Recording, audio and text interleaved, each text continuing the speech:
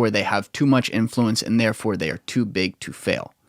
And shame on us because we continually fall for it, and we've been falling for it for 250 years. It's not about values at all. It's about cha-ching, right? It's all money driven. Anything from any level, whether you're a politician or, you're a podcast host. But again, like, if you're staying true to yourself in that sense, at some point you want to do this for a living, right? And what I mean by that is, support yourself, support a potential family, yada, yada, yada, correct?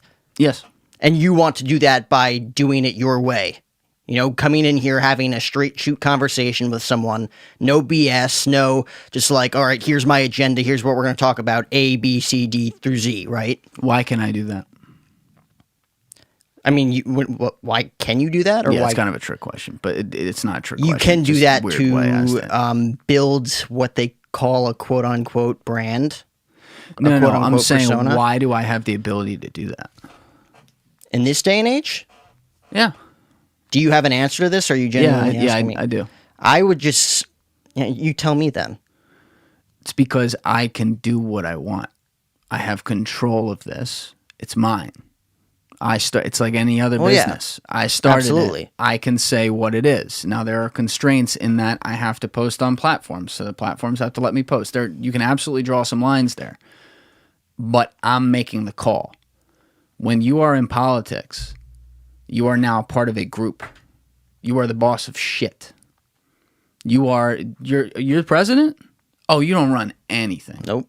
You make some decisions, sure, but at the end of the day, you're held accountable to the party line and by the people who don't like that party line, who come from the other side.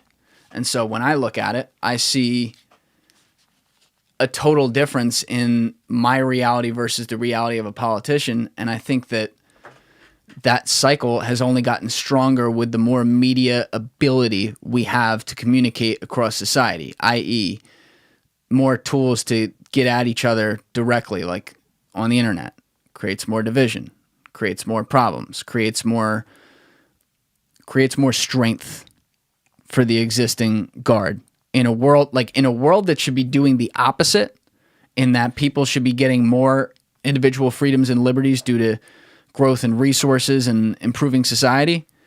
We are actually going the other way and having people become more reliant on one form of thought, on whatever it is. And when I talk with people in here who are hard one way or the other, I'm always amazed by how there is some ability to bring out some nuance when we're talking, because I make them do it. And I'm like, God damn, why can't we do that like in public too? Yeah. Why does it take like some guy with a podcast having that conversation to get that nuance? Why does it take that opening up your mind because you kind of have to, in a way, because I'm forcing you to. You're on my turf. Your back's against the wall, yeah. I mean, I get it from that perspective. Like, either your back's against the wall or you're doing it because you want to spread that word because of you, right? Like, you want to What do you mean by that? Like, you want to be the voice of reason. You want to be the voice of the voiceless in that sense, because you're on camera and you want people to look back, be like, oh, you're the reason all this started, right? Like, people go on camera, they go on talk shows, they go on podcasts, and they say things that people want to hear. Whether it be left, right, neutral. You know, they go on shows to say things that people are going to agree with, because they're going to be like, oh, that guy's a stand-up guy. Like, he should run for office.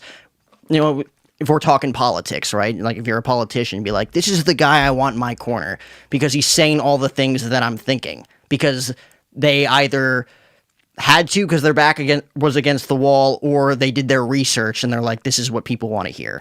And you can never really tell the difference of, are these people authentic or did they do their research before they came on, knowing that this is what was going to happen. Very often, though, for those people, those politicians that gravitate towards, what really happened is that politician said 1, 2, or maybe 3 things that actually truly identified directly with that person's reality, whoever it is, that voter, every single day. And what happens after that is the tragedy, which is then because that person identified with their thing so closely, whatever it is, which is probably bullshit, they were doing it off data in all likelihood to try to win a fucking election. But because that person said that thing that's so important to me, the voter, I will now lose my mind into then agreeing automatically and fighting for every single thing they say because they must be right about it. Yep. That's our problem. Yep. Because now we start to make, like, politicians are brands. That's a huge issue. Politicians should be congressman number 375 or president number 44, whatever. Like, that should be what a politician is. It shouldn't be like this rock star. Like, you know, you and I were talking about Kurt Cobain or other people we like. Could you imagine? Right? Yeah, like I would never have voted Kurt Cobain for president, right? I would never vote for Kanye for president. Like, there's a totally different thing going on. I wonder how many here. votes he actually got. Who, Ye? Yeah. I don't know, but it wasn't many. It was more than... Like 12? No, it was more than that. He actually got some, but it wasn't... I can look it up. It wasn't that many. Nah, it was like 14. But that's, like, there's... My point is, it's a different game. And yet we've kind of blurred the lines with all of it and started to make it the same, such that people like... You look at two right now, Democrat and Republican, AOC and Marjorie Taylor Greene. They're these rock stars, quote unquote, in their extreme sides because they do a lot of crazy shit that gets social media attention. And so... How much of that do you think is just for the attention and the publicity, though? 95% of it. Like, I'd say like 30% of politicians actually get into politics for their beliefs. I think you're being kind. The only reason I say that is because I know a politician who said that to me. Did he say it with a very convincing look on his face? I'm like how much of this is actually like real, or how much of this actually is just for the public eye, you know, going into it just to say like this is great and this is what people want to hear. Is like most politicians are in this because of themselves, the money that's been drawn into it, you know, the amount of revenue that you could make into it to support yourself and support your family. Because most of the time, and I think the true point he was getting at, 30% of it is actual work. The other 70% is just sitting on your ass and watching shit go down and then reacting to it. They hand these people a bill in Congress at 9 a.m. in the morning for a 3 o'clock vote, and it's this thick. Yep. If you're listening and not watching, I'm holding my fingers pretty wide apart right here. Like, that's the system. The system says that people like Mitch McConnell and Chuck Schumer can exist. In a way, it's not their fault because the system says they can. They've been there for 40 years. I think that's ridiculous. Yeah. I think that's crazy. They're allowed to do it. If people vote for them, they're allowed to run. You know, so in a lot of ways, there's things that we inherently have wrong in our quote-unquote system that then good actors and bad actors, very often it can be people that are bad or turn bad as a result of the power they get and the access they get, they then use that to their advantage, and they can. You know, and I don't... When I see people fighting against this stuff, it comes from an extreme, usually. And so it's very hard to take it seriously. Like, you know, you'll see... I have a lot of friends who are libertarians. I certainly have some libertarian leanings. There's things I like about libertarianism. But, like, people are like, abolish taxes, get rid of the government. I'm like, well, no, that doesn't work. I can say out of the same side of my mouth that a lot of our tax money goes to waste and that governments are inherently very unorganized, bad bodies. But it's like, what's the alternative? Okay, abolish the government. So is Jeff Bezos going to run the world? He already does. I mean... Like, is that better? Is that... Someone's going to have it. You know what I mean? Someone is going to have it. So you have... There's a level to which people have an unwillingness, whatever their belief system is, to accept the fact that whatever the result is going to have some bad in it. It's a question of what's the least amount of bad we can get. You know what, Julian? You're making a ton of great points. I think that your audience would agree with me in the sense that you should run for public office. Well... I don't say we never need on a stuff. voice like you. Never. I will say never on that. We need a voice like you that is bipartisan, no bias involved. I mean, you just basically explained what 80% of the world already knows. It is hypocritical and sad. I'll endorse you. I immediately say never. It is both hypocritical and sad. I say that. Who would want to be? But yeah, never. I don't know. No, less than zero interest. Because first of all, I wouldn't want to run for more than one term because I believe in term limits. That already cuts my legs out from under me based on the current system. It shouldn't, but based on the current system we have, it does. And secondly, if, like, let's say I was doing something where I was on one of the shorter term ones, so it would be like multiple terms. Like, let's say I ran for representative and I said, okay, it's an 8-year kind of gig to be able to get something done, so I'll have to rerun 4 times and then that's it. I set my own standard on it. I'm never going to get elected the second time. Yeah. I won't get elected the first time because I will go on the trail, and the minute, like, first of all, I'd have to pick one of the 2 sides. That's already a non-starter. I have no interest in ever doing that.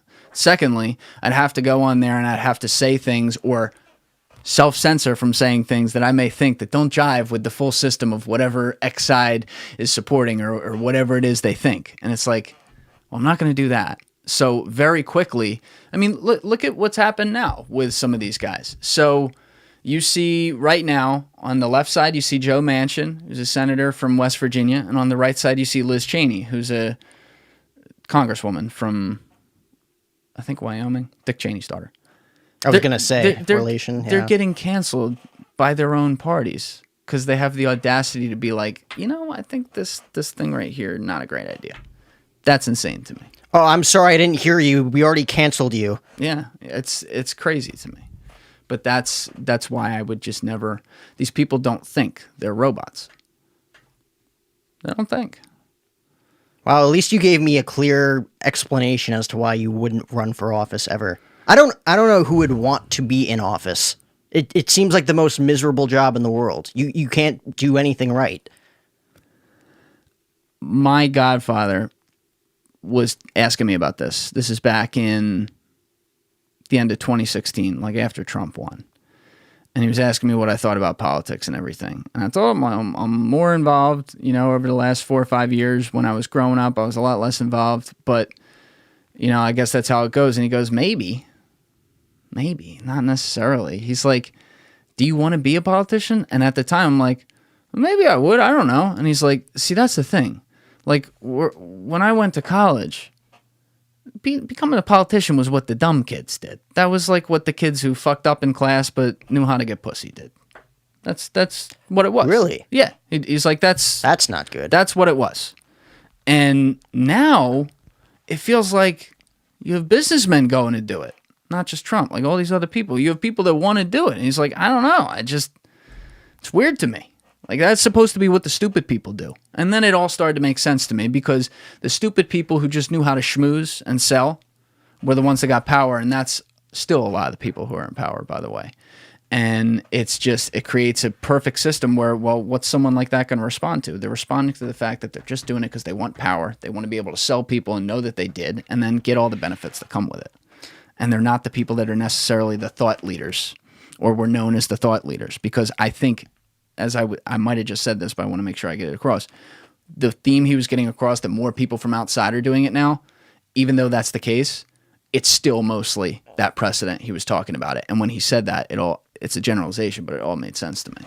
How stupid could they really be, though, to get to that point? Because this is a cutthroat business we're talking about. Like, and when I say business, I mean it's business oriented, at least in today's world. You can't just be some dipshit with no knowledge. Oh, yeah. I know what you're saying. You know? Yeah. This is a very important distinction. And I say this and people want to scream at me, but like, I do call people like Chuck Schumer and Mitch McConnell political geniuses. Yeah. They are political geniuses. They know what they're doing. So that's a great point you make. They may be, and I'm not saying it's these two guys, those are just names I gave, but let's go back to the generalization my godfather gave me.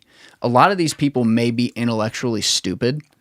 Like, that might be the case. Yeah. They might not be the brightest bulb, but that schmooze ability, that is a talent. And if they understand how to manipulate people, it's a bad talent, but it's a talent, and they're very good at it. They're excellent at it. You look at anyone who's been tenured in Congress or Senate, they have that ability. And whether they like it or not, too, like you got to have the balls to say, like, all right, these people think I'm a bum. Let's go down that route. Like, because some people might be prideful in that sense and be like, that's not how I want to be portrayed. Like some politicians are all about image, right? 95%. Now, I'd say 98% of politicians are all about image, you know? And some people, like a Mitch McConnell, might not think like, oh man, everybody just thinks I'm like you think he's a political genius, but in the wide scheme of things, for someone just like, again, just strolling by like me, seeing, SNL skits about him, I'm like, oh, these guys just think he's a bum, right? Because they have a different point of view. That's how he's gone about his business, though. Like, he's like, all right, people think I'm a bum. Like, I'm gonna kind of use that in a sense, right? He's not a bum to the people who are all about his point of view. Same thing from the other side. The right will attack Nancy Pelosi all the time. I think that's very fair to do it. A lot of the left, not all of them now, because there's a lot of people who are very extreme progressives who don't like her, but all in all, the left will support her more often than not. Yeah. So it's a concept of who you're appealing to. And now more than ever, when you become a politician, since you were going into one of the two parties, you are going to have half that hate you and half that hopefully love you. That's a bad start. It's a bit, because the minute, like, do you ever go to any of these congressmen and senators' websites now? Only when I have to. We have this real estate show on our network where you always invites on people running for governor, running for Senate, running for, whatever. And they just come in, in their suits and ties, their dresses just like, hi, nice to meet you, Margaret Sanderson. It's so fake, right? And you go to their website because you have to promote it, and it's just like, where's the real juice? Like, where's the stuff that makes you you? Like, why should I be voting for you? It says all the same things on their sites. Yeah. All the same talking points. And if you read through... What people want to hear. You have to go to their page where it says stances. And when I read through them, I can figure out that they're a Democrat or Republican. But I bring it up because most of these sites, they don't list. You have to go find it. It doesn't say Democrat or Republican. They try... Like, they are now... in the smallest ways that are meaningless. No one really gives a shit about your personal website these days. I feel like you have to have a clear stance, though. Like, if you're running, people would know, regardless if they can find it on your website. But I'm saying, like, they try to run from it to take away if someone's coming on, I think this is what it is. If someone's coming onto their page for whatever reason, and it's not just me, it was curious, like, going onto their page to look through their thing, they don't want the person immediately being like, oh, that's a Republican, or oh, that's a Democrat. They want the person being like, oh, look at this nice guy with his family and everything. Oh, he looks cool. Oh, there's one stance that sounds okay. All right, cool, I'm in, before they found out which side they're on. And it's like, in a way, I respect that because you're not playing directly to the party. But in another way, I know that that's not at all how it works. And everywhere outside of there's going to be a D or an R next to your name. And that's how people are going to judge you. It's interesting. Huh. I really try to stay out of politics the best I can. Because again, like, I never really truly know what's going to happen. Like, just talking about it here, you never know. Not that you care. Like, you obviously don't care. And that's, why you have the following you do. That's why I wanted to come on, like, respect the hell out of you and what you're doing. Like, you don't give two Fs about what anybody thinks. But, like, some people might look at this conversation and be like, oh, then you were talking about 50-50. Someone might look at this and be like, oh, there's half your audience gone because they didn't like what you were talking about. And that goes back to, doing this because you want to grow your brand, or you're doing this because you are actually passionate about it. Like, you want to do this because this is what makes you you. You're not doing this for money. You're not doing this for quote unquote fame. Like, if you're doing it for those reasons, like, you're never going to make it because you're not doing this. Well, you have to support yourself. You do, and but that's going to grow over time. Yes, because people see that you're not leading with the money. Exactly, you're not leading with that. You have to. If I could do it where I supported myself and didn't have any fame, that would be the best. I understand that in something like this, you have attention. So whether or not people will call it fame, I prefer they wouldn't if and when that happened. But yeah, I mean, there's the root element to doing it is because I like doing it, and it's the thing I want to do. And I think that's probably what you're getting at there. Like, you have to lead with that. Oh, 100%. Yeah. Like, do you do this because, like, obviously one day you want to get to a point where you can make enough money to do this full time and be like, this is what I do. And I can go about my way to do full time, but yes. Correct. I want to be able to have it very sustaining. Like I've self-funded this, so yes, I understand what you mean. Like, would you want to be like the Joe Rogan experience where the whole world knows who you are? Or are you good enough monetizing it to the sense I'm comfortable, I can live my own life? Because like you said, you're that guy who, lived, behind the curtain. That's all you ever wanted, right? Yeah, that part. You want to do this because you love it and at the same time make enough money to where you're fine and comfortable, as opposed to being famous. Yeah, I do want to be the best at what I do, though. That's just would be with anything. And that would come with being the number one podcast in the world. Yes, it would, which you have to accept the other things that come with that. And I mean, I'm a fucking long way off that. But if you're asking me what my vision is, yeah, when I put my heart into something, I want to be the best at it. Right. I mean, you look like the comments and, the looks and the opinions of others will come with it, but sponsorships will also come with it. Endorsements will also come with it. And all you really have to care about is doing things on your terms the way you want to, because it makes you happy. It fulfills you. And at the same time, you get to spend time with your loved ones, supporting them through something that you built and created and nurtured over a long period of time. That's it. That's the dream. And not everybody can get there, 10 years from now, you could...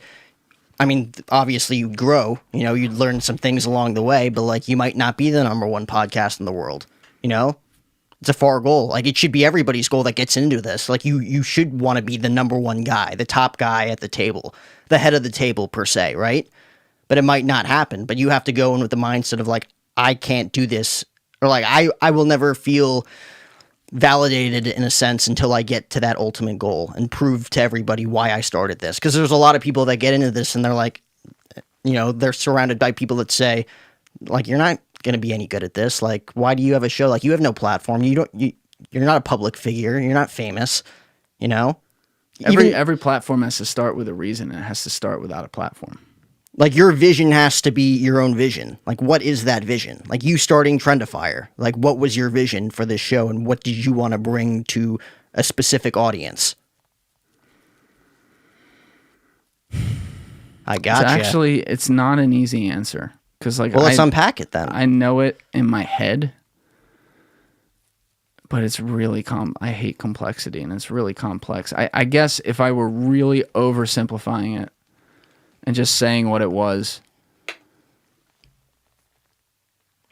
I wanted to just talk with people. And I've said this plenty of times on the show. And this is the easiest high-level answer. I wanted to just talk with people and make people listening feel like we were talking about some of the issues that they cared about and like they were sitting at the table with us. And that was really it. Like if you're talking vision, other than the competitive juices of me saying, yeah, if I get into something, I want to be the best at it. Yes, that's a part of the vision per se. But like before you get to a dick measuring contest, you have to have the thing. You have to have the product. You have to have the gutsies. You have to have whatever it is. So what is it? And that's where the vision needs to be.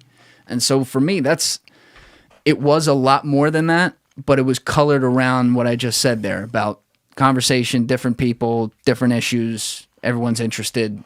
They're sitting at the table, but they don't have to say anything as a listener. They feel like they could. That's what it was. Yeah. I hope that answers the question, because it's I don't know, to this day it's like a weird thing to explain, because it's also it's such an out there medium to be like, it's a podcast, but like a long form conversation podcast with whoever the hell, like it's a weird medium. No, it's a great answer. And I had listened to the podcast you did, kind of explaining why you started it, just sitting there 55 minutes staring at a camera. Not an easy thing to do, but hypothetically, just to put you on the spot, like that is a great reason to start this. You had a vision, you had a passion for it.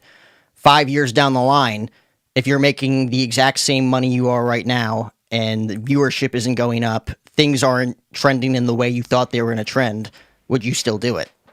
That would mean that I wasn't good, and the market spoke. Straight up. Look, the beauty of doing a creative thing versus a sport is that, like with a sport, there's a score. And there's score. I'm going to explain this. There's a score in creativity. You have to get viewers to have monetization and whatever. But in major sports, let's say like in America, for example, there's 4 major leagues that you can make a lot of money in. There's a very limited number of seats at the table of people who can actually get there and do that. And when they do, there's 30 teams, give or take, 30, 32, whatever it is. At the end of the year, there are all-stars and there is a winner of the league. That's it as a team. That's it. Like, that's your measurement of success. So if you're a franchise in one of these leagues for 50 years and you don't have a title, you're not successful. You may have made some money for the business, but damn well didn't make as much as the ones that won titles. So you're not that successful. With creativity, and that's such a broad word, that's why I use it. With things where you're just making something. It's not like there's 4 quarters or 2 halves and at the end like there's a score. It's like you're making something and finding a way to take from the rock what wasn't there such that people who are going to find it are going to get value from enjoying it. And so once they do, then they dedicate some time towards it. And now it's a time battle. So if I were in the NBA, I'm LeBron James. As a friend, when I'm not playing in the game and a friend of mine playing for another team, let's say Kevin Durant is playing, I can root for him. But I can't really root for him because, like, there's one title to win. Right. Everyone is in my way to do that in this league, in this little league right here. So I can root, like, as a friend, you know, you can go to Chris Paul's game after he's eliminated as a friend and root for him in a way, but it's like, you can't, there's competition there. When you're in something creative, I can root for another podcast that does the same exact type of thing I do. It's going to be different because it's a different host, different thoughts, different whatever. But I can root for that because the only thing we're competing on is people's time. If they give me 3 hours, someone else 2 hours, some guy who makes a video about cars another hour a week, some dude over here who has a Netflix show that he made 12 hours that week, great. Great. As long as I'm getting a sliver of the time and earning that, great. I will then root for everyone else. So it's different in that way. Right. You don't have to be this cutthroat competitor. No. Like, I've never had another podcaster in here, and I think I've had maybe 5 podcasters in here who I'm not then rooting for them. Or like, hey, let's get your audience as big as we can. What the fuck does it mean to me? If we were going directly against each other in a league, championships on the line, unfortunately different story. But we're not. And that's the beauty of doing this. Right. Another complex answer, but that's kind of how I think. Your biggest competitor, not only in what you do, but in life, is yourself, first and foremost. Because it's up to you to, again, not compete against those guys, but to be good enough to where you are the number one guy compared to everybody else, right? Because at the end of the day, you'd be like, oh, I didn't do this right. They didn't understand that take. That's why they listened to him more than me, him or her. I don't want to differentiate there. Another thing you can get in trouble about these days. Sorry. But it's on you. Like, if you put everything on you, like some people say, oh, you can't be too hard on yourself. But at the same time, if you're not blaming yourself in that sense with everything that goes wrong in your life, regardless if it was some shitty freak accident that happened, like you were there at that specific time for a reason, right? Like maybe you got into a car crash that day, you know, because like that exact time, like those exact coordinates shaped up because maybe you slept in for 5 extra minutes. Maybe you were running late, you know, you took a longer shower than you usually do. Weird things leading up to that. Like if you take responsibility for all of that stuff, and you look at yourself in the mirror and say, like, I didn't compete to the best of my ability against myself today. I wasn't a better version of myself today. That's where it all stems from. You can't look at it and be like, I have to be better than him. Because now you're creating this toxic thought process in your head that you got to be better than someone else. Because you are your own version of you, right? Yeah, like you can't compare yourself to Dwayne "The Rock" Johnson, you know? Like, right. I'm never going to be a 6'6", 300-pound Samoan badass. It's just never going to happen. I could go to the gym every single day. I could take all the steroids in the world that I want. I'm never going to be that, right? That's not who I was built to be. I think you just nailed it. I think you just, that explanation was perfect, and I'll even build on top with another quick example. Kobe could sit there and study Michael's tape because Kobe was 6'6", similar weight, similar profile, not quite as athletic as Michael, but similar type style of play, and the end result is ball in hoop. Yep. So I study this move, ball in hoop. When you are doing things that involve communication, which is any and all content, the number of variables that go into that don't just result in ball and hoop. It's how does the ball go in the hoop? Like, they don't care. In basketball, it's like ball goes in hoop, it's a 2 or a 3. You know what it is. Whether it hit the front rim and went in, hit the back rim and went in, used the backboard, was a pure swish, came in at a lower angle, higher angle, it's the same score. In communication, all of those other variables matter. So, point being, if you try to be someone else, you're done. You're done. Like, and I know people will point to people who have quote unquote made it kind of doing that. I'll even come back at them and say, even if that was their intention, they unintentionally did other things differently that made them somehow different from whoever it is they tried to copy. Not saying I love that or I'm happy that they made it. You know, I don't root against people, do you? But like, there is a thing there versus where there is a pure black and white score of this is what it is. Yeah. That said, yeah, you have to get numbers, and that you do compete on that. And it's, again, competing for time. Like, I think people, even like listening to you and what you do, I think people would be in a different vibe choosing to listen to you versus listening to me. I think that people, very obvious one, people are going to be in a different vibe if they choose to listen to my show or go watch a reality TV show. They're in a different mood. Could be a Tuesday at 9 a.m., could be a Thursday at 4. It's not, it's all relative. It's not this pure, there's 82 games or 17 games or 162 games and you win or you lose every single one. Boop, boop, boop, boop, boop. Right. And you're not gonna, in that regard, you know, when it comes to like fan bases and stuff, like you can't pull everybody in, right?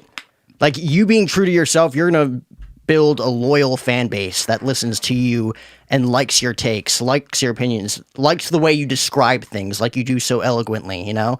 Thank you. And that grows over time, you know? And that's because you figured out, like, I have to be the truest version of me and not think about what other people are doing, because that's their niche. Focus on your niche, you know? Like, you got your cup, you know how to fill it, right? Everybody's got their own cup, per se, you know? Not just, like, one right here. But, you know, like, it's up to you and how you use your mind and your creativity to say, this is what's going to make me different, and I'm going to grow a loyal fan base based on that, because you know, everybody's different, but you resonate with certain people, right? Absolutely. Like, I feel like you resonate with, I feel like a lot of people resonate with Joe Rogan and some of the conversations he's had. Maybe even just some of their guests, you know, what they say, it inspires you, you know? It's a lot of people here in the East Coast, we've talked about this before. Almost lost my breath there. Barstool Sports has been a huge influence over people, right? There's a lot of professionals out there, ESPN, Fox Sports, NBC, that look at Barstool Sports and be like, this can't be the new norm. This is so raunchy. This is so unprofessional. I can't stand it. I can't stand it. Maybe that's just the higher ups, because they have a lot of, you know, again, it goes back to money, you know, like they have to stay true to what the corporate levels want, because there's a lot of money involved. And if you act unprofessional, that's not going to go over well with the higher executives, you know. But Barstool, since day one, Dave Portnoy has stayed true to himself, what he wanted that to be. And maybe it's evolved over time for sure, but he's always stayed true to the identity. And nobody could ever replicate that. You know, it took him since 2004, you know, going from house to house in Massachusetts. I don't know the exact town he grew up in, but, you know, just going from house to house, just sending people newspapers based on his thoughts and opinions on certain games. Red Sox, Patriots, Celtics, you know, Bruins, whatever, you know, what he was talking about, you know. But he grew a loyal fan base that's grown nationally. They have their own bowl game coming up in Arizona, in Tucson. It's nuts. And that all started because he wasn't going to take shit from anybody. He knew who he was, and he knew how to, again, fill his cup. He knew how to not take no for an answer too. Yeah. He knew how to turn a no into a yes. Oh, Why yeah. why is this a no, and how can we turn it into a yes? I mean, he will fuck you into a yes. That is what he did. Like, you will say you can't do that, and he'll say, "Oh, I will," and he'll do it over and over. And there's just some guys now who get, and I think it's like our whole society with like cisgendered white males, like just coming after it and shit. But like, people just want to rip Portnoy and Rogan left and right, and I'll defend those guys to the death. It's like, what I think it's just people are obsessed with ripping success. I don't give a shit what their background is. If someone has a story where they built and they did shit that other people wouldn't do over and over and over again, and they're not hateful people, they're good people. They are.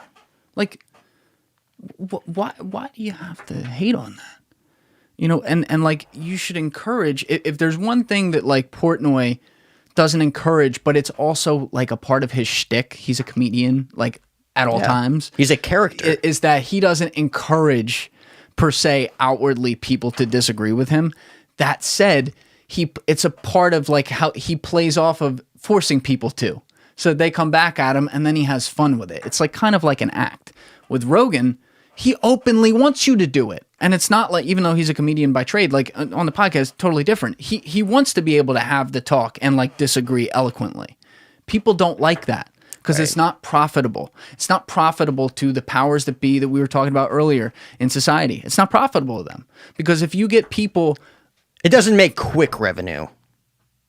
Like, it took Rogan, again, he had a platform, right? He was a comedian, Yes. UFC Okay. commentator. Yes. Yeah. Still took him a long time to build the Joe Rogan experience into what it is now. I'm not even talking about his side, but that's 100% right. I'm talking about the other side of why the people that hate on him in society do. They do because guys like him represent the ability for someone to think for themselves. He has people of all different backgrounds on there. He has a lot of nuanced beliefs. I think that they have definitely pushed him conservative through the actions that they've taken on him throughout COVID. I also don't have a problem with that. If I were in his position, that might happen to me too, because they've basically told him over and over again, every single thing he says is bullshit. He platforms all these people who aren't platformable, which is such bullshit. Yeah. And, you know, they cherry pick his beliefs and then they mischaracterize him. And it's so sad to see, because if anything, he's been the guy who wants everyone to talk. I don't know. Like, that's for anyone who does a podcast talking with other people. I don't care if it's a comedy podcast. I don't care what it is. That's the gold standard. I'm not saying you're going to be like that and have that podcast medium or style. I'm just saying, like, if you want to figure out how to get people talking or just make it natural, that's it. that's the one. Yep. And there's a lot of other great examples now, and I study them all. But like, it started with him, and yet people want to hate on him, and I think it's a dangerous thing that we do in society. And now they make teams around it. They turn everything political with it, and it's so sad to me, and it shouldn't be that way. I mean, nobody knows everything either. No. Like, you know, half of it is just being curious. Like, he asks questions that people be like, oh man, that's such a dumb thing to ask. Like, how do you not know that? Like, nobody knows everything. You know, that's one of the biggest keys in life, I think, is to be a curious human being. Seek knowledge on a daily basis. And he does that through his podcast. Like, he's a very intelligent guy, don't get me wrong. You know, it takes a lot of work to be a good comedian. Oh, you know? yeah, man. Like, I wouldn't even consider him one of the greats, but he's good enough to where he built a public status doing it. Like, word got around, like, this guy's a funny dude based on his shtick, whatever, you know, his end game was, marijuana, you know, talking about edibles a lot, whatever it is, you know. You could talk the same about, you know, Bill Burr. Like, a lot of people would be like, that guy's a dumbass, like, his takes are just weird, but he's good at giving them. Hysterical. It's hysterical, right? One of the best ever. My favorite comedian. Oh, no doubt. He's one of the best ever. Like, it's a ridiculous notion for people to be like, oh, how did, like, nobody knows everything. You know, like, is the president supposed to have all the answers? Joe Rogan certainly doesn't have all the answers. Portnoy definitely doesn't have all the answers. You know, you learn on a daily basis. And if you are willing to seek knowledge, which everybody should on a daily basis, that's how you grow your brain. That's how you grow your heart. That's how you grow everything, you know? People are looking for gods inside of other people, and they're not going to find it. Thor ain't real. Yeah, they're not going to Tony find Stark ain't real. Even that, though.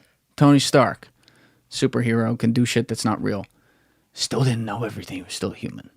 You know what I mean?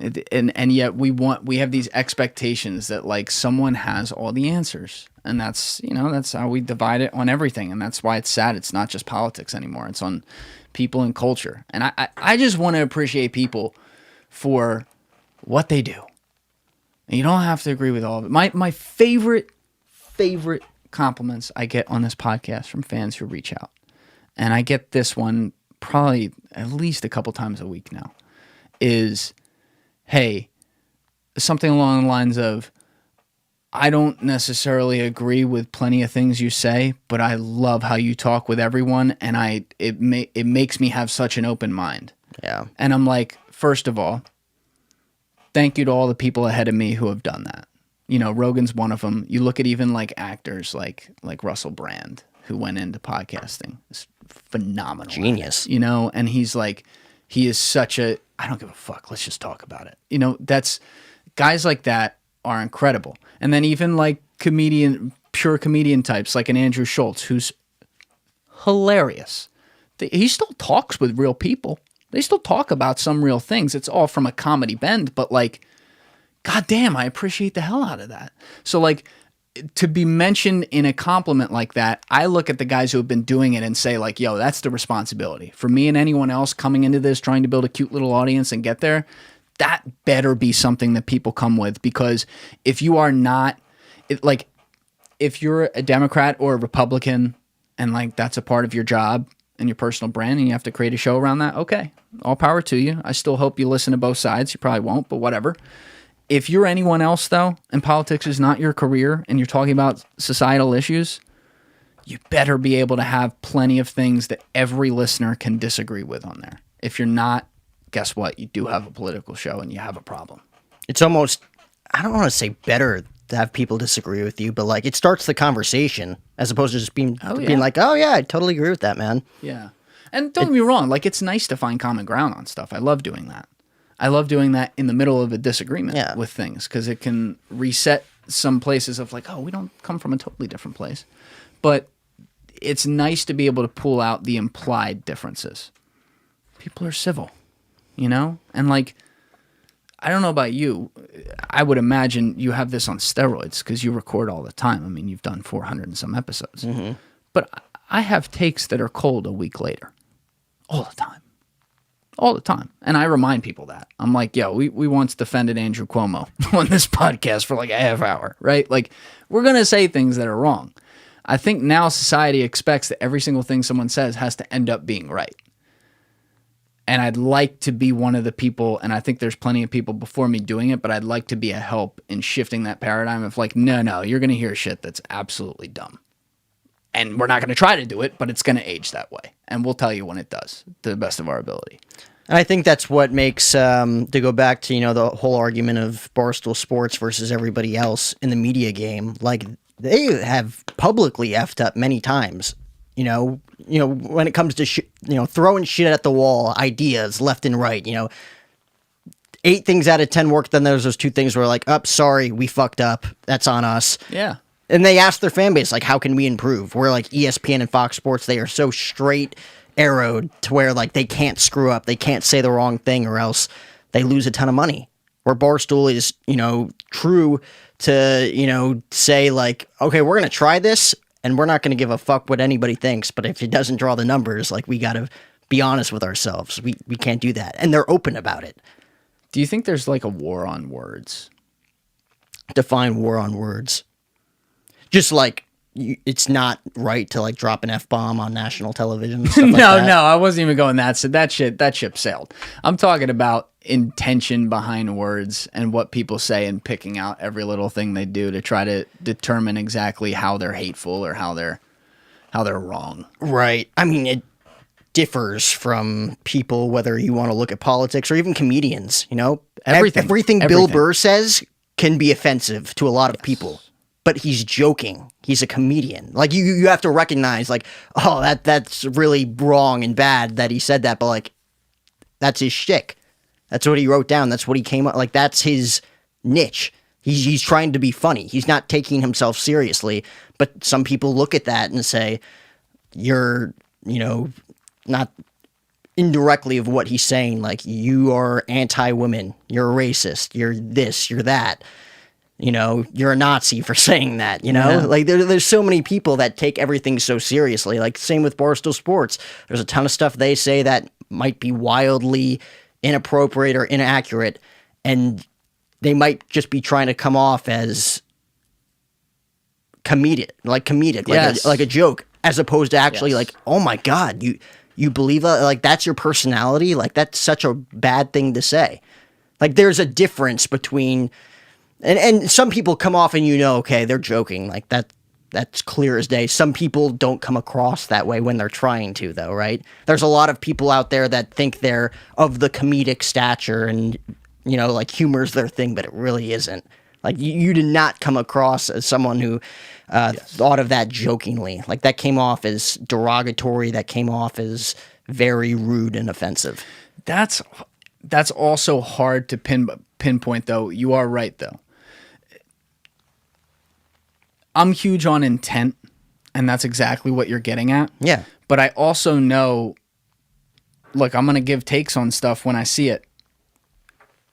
That doesn't mean that I don't also know that sometimes I'm going to be wrong and not know I am about what someone really thought about something, because maybe they're just really bad at delivering it. Right. Now, are there some things that are cut and dry? Yes, there are. Like, I don't need to give examples, but there's certain things you see like, yep, that person's not too great.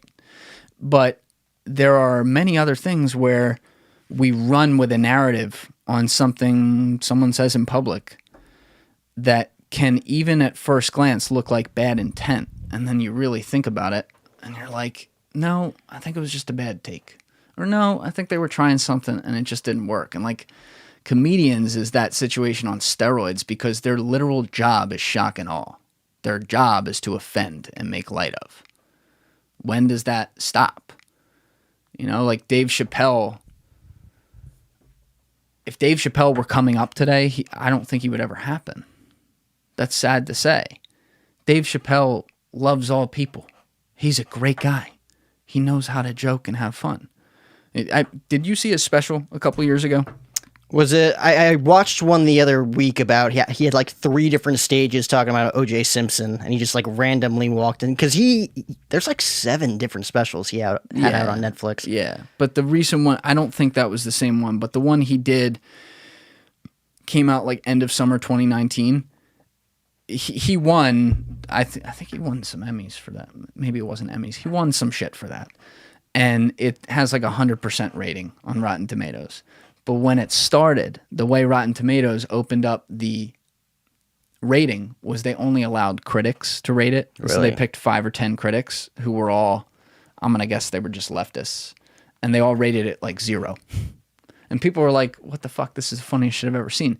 They rated it that because the things he was saying in there were meant to shock and offend. He talked about like the alphabet people, referring to like the LGBTQ community and everything. And it was all in good jest. But people have to take every single thing so seriously. It's dangerous to even say something that might be measured as funny because someone won't find it funny. Mm-hmm. And he told a story after that documentary came out. There was a special where he was being interviewed about the documentary that was released on Netflix as well.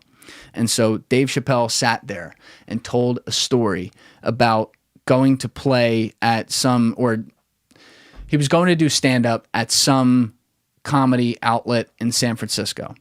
And when he looked out, it's a small type place, he looked out into the front of the audience and he saw a transgender woman there. And he's about to do a stand-up special that includes talking about the alphabet people and making light of like transgender people and things like that. And he was like, oh man, god damn it, I can't do this goddamn thing now. Fuck. And then he stopped and he thought to himself, if I can't do this joke in front of her, then I shouldn't be doing this joke. Mm-hmm. He said, I'm going to go do the joke. And she was laughing her ass off and talked with him about it afterwards. because she has the ability to laugh at herself a little bit too, even if it's not the full truth or, you know, whatever, it's ridiculous, over the top. It's a part of life, laughing at yourself. And I think we're kind of getting to a point where part of this quote unquote war on words is that people don't have an ability to laugh at themselves anymore. And that's very scary to me. I mean, not to get too deep into, you know, cancel culture stuff and whatnot, but, you know, like, for example, when all that stuff happened last year, you know, pandemic related, BLM related, everything that went down, you know, like TV will tell you one thing, like it's offensive to all people, when other people are like, that doesn't offend me at all. You know, just to put it in broad terms, not to get too deep into what, you know, people would interpret from that, you know, because like some people will look at that and be like, Black Lives Matter, only Black Lives Matter. You know, that was the quote unquote agenda, right? Mm-hmm. I, you know, have a ton of African American friends who are like, this is the stupidest thing ever. Like, this is almost embarrassing. The stupidest thing ever? The whole BLM movement. Yeah, I have plenty. And again, like, I don't have. I have friends on both that, like, I have black friends who were all about it and black friends who weren't. It's a spectrum like anything else. You're allowed to have an opinion, you know? And things, by the way, things can get bastardized too. That definitely got bastardized to me. Yeah. I think the founders of that thing bastardized it. Yep. You know, like, you can say one, I don't think anyone would say, like, oh, that's not a perfectly fine thing to say. I think when they look at, like, the organization that came with it and what the organization ended up doing that was far beyond any of that, like just Black Lives Matter, that's where people had an issue.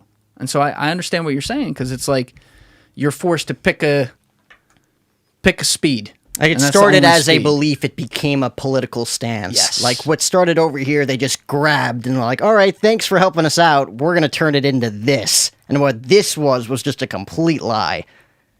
Notice how it's gone. Not gone, but, like, it's not as quieted down. Yeah, it's not as relevant as it was a year ago. I started seeing a lot of white people taking over Black Lives Matter.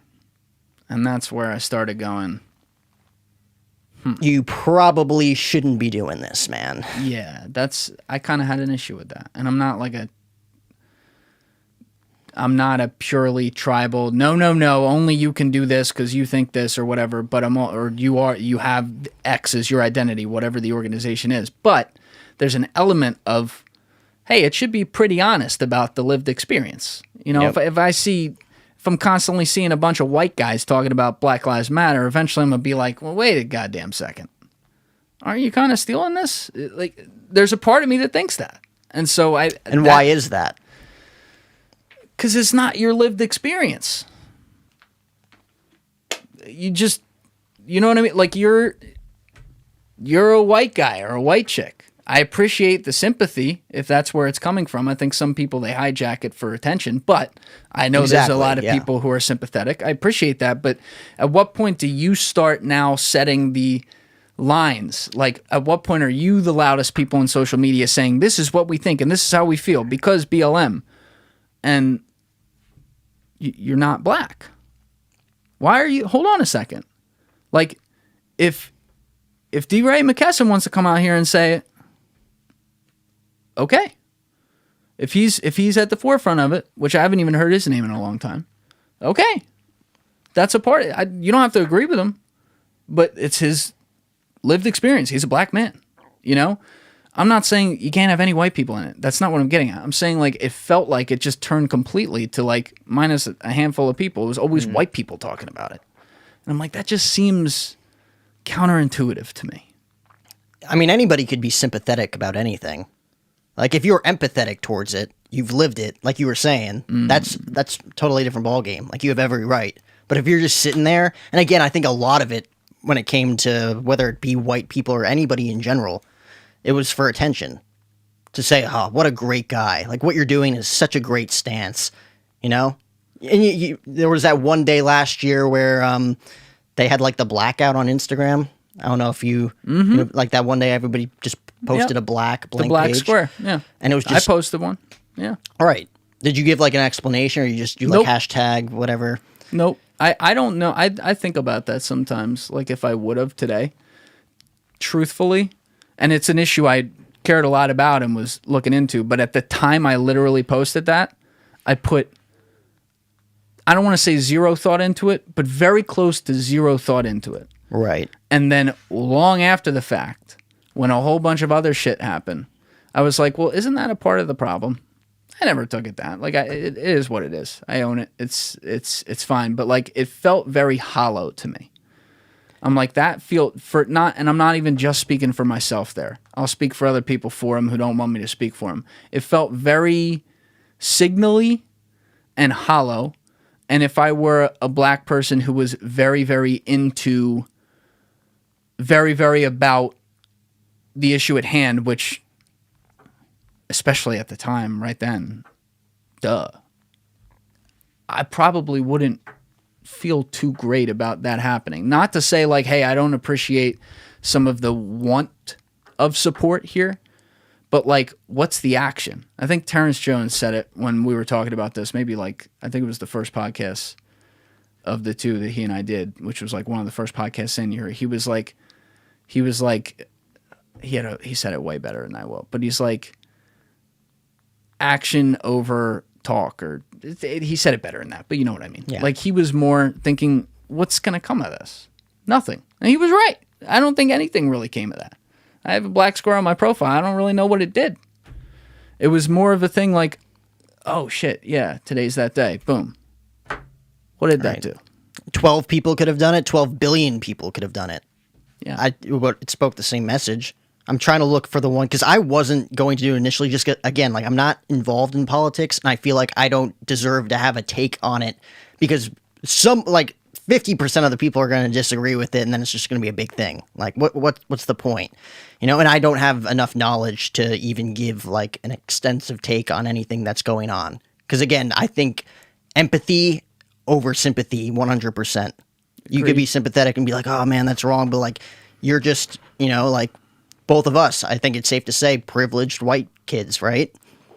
Yeah, according to society standards, no doubt. Like, I wasn't going to post one, because again, like, I had to stay out of it, but I'm going to look for it here. I think it was CNN, and for anybody that watches the news and knows the news, CNN is a left, organization, network, whatever you want to call it, and one of their reporters, Omar Jimenez, was doing a take in the whole process of that. I think he was in Minnesota when everything was getting burned down. Yes. Literally just doing his segment. Got arrested. Got arrested on the spot just because. And I remember watching that live thinking like it doesn't take a genius to think like, this is wrong. Up. Yeah. I remember this is not cool. Like, say what you want about that whole movement and the way the media portrayed it. Because there was definitely a lot of that involved, you know, just blinding the people and saying this is what it's about as opposed to this is what it's actually about. But seeing that on TV, I'm like, that is so, like, that he wasn't doing anything. He had his media badge. They showed him his media badge, and nobody listened.